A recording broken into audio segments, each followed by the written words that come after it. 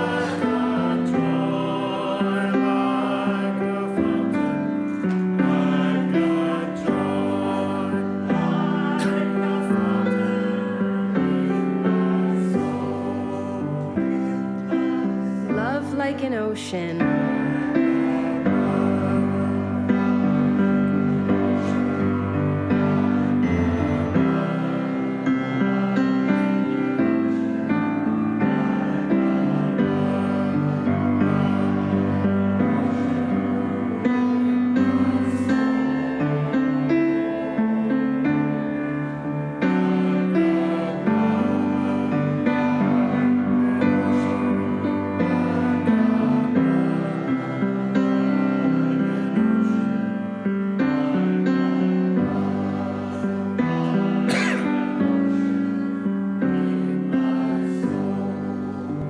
Pain like an arrow.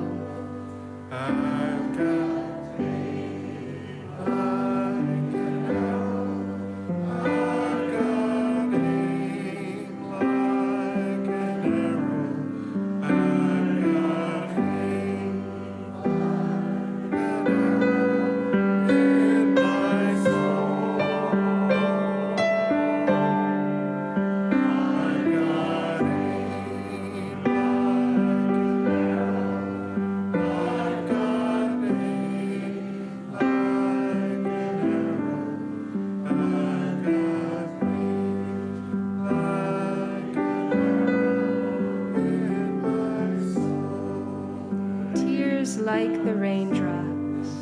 I've got tears like the raindrops.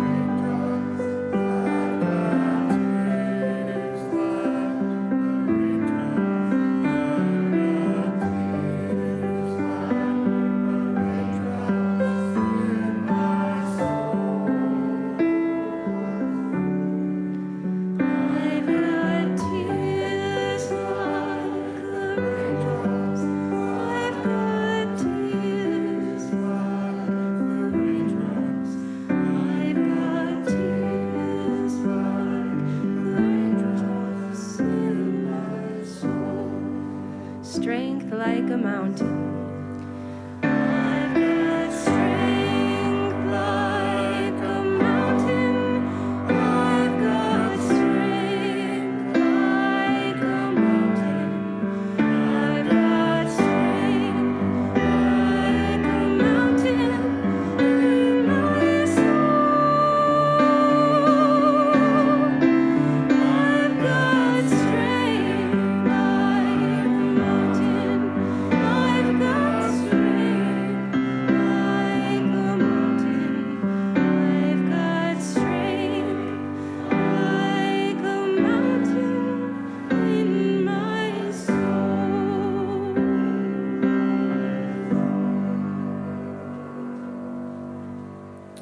Please remain standing for our closing words. They're entitled All Rivers Run to the Sea, written by Kaylee Rice. It starts with a drop, then a trickle, a burble, a rush of water bubbling toward its destination, and finally, the wide, endless sea. All rivers run to the sea. Today you brought water. You poured it into the common bowl. Though our experiences have differed, these waters mingle, signifying our common humanity. Today you came and shared in this sacred community. So may you depart this sacred space, hearts filled with hope for new beginnings, a fresh start.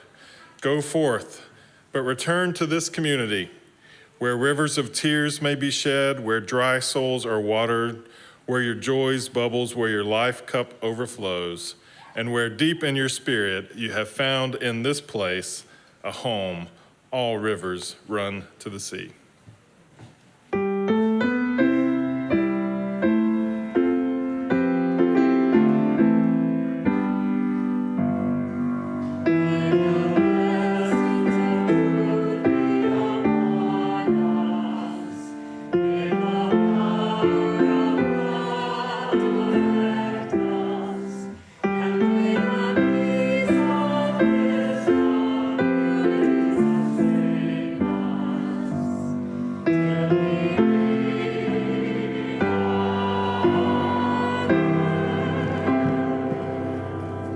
I'd like to thank everyone for being a part of the service today, and especially those that are guests here, whether it's your first time or you've been here a few times. We are so delighted that you're here and a part of our service today, and ask you to stick around, give us a chance to get to know you, and for you to get a chance to know us. Thank you, and welcome back, everyone.